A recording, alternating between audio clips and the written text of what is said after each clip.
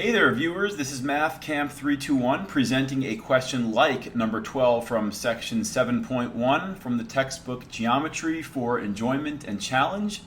If you're able to follow along what I'm doing in this video, then you'll be able to go to number 12 in the book and actually do the problem they have there. The question states, in triangle ABC, the sum of the measures of angles A and B is 120. The sum of the angles C and B is 130. Find the sum of the measures of angles A and C. And this is one of those problems when, unless you're shown how to do it, it can be very overwhelming and confusing. But once you're shown the trick, it's really not that bad at all. The key thing that you need to remember is that in a triangle, all the angles add up to one number, and that number is 180. Okay, so with that fact right there, that all the angles add up to 180, this is going to be your ticket out. So let's go back to the beginning, reread the question, and really dissect everything it says. So we start off with a triangle, so we know that all the angles are going to add up to 180. And it says the measure of angles A and B together is 120. So let's focus first on A. There's angle A there, and here's angle B there. Now, I don't know what each of those angles are, but I know that together they add up to 120. And if those two angles together add up to 120, what does that force the remaining angle to be? If you guess 60, you're correct.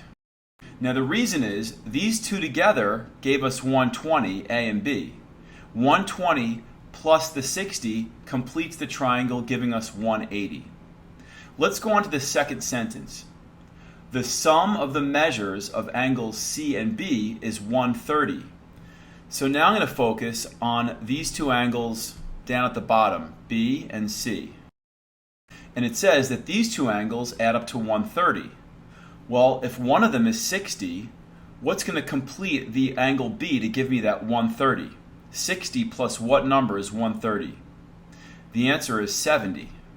60 plus 70 is 130. And now we can complete the triangle. All the angles have to add up to 180, and we've got 130 so far, and this must be therefore 50. So let's go back, reread the whole question again, and make sure we're answering exactly what's being asked. We've got a triangle. The sum of A and B is 120. So 50 and 70 add to 120, that's cool. And that forces the third angle C to be 60. So far, so good. The measures of C and B is 130. Now, if this is 60, that forces this to be 70.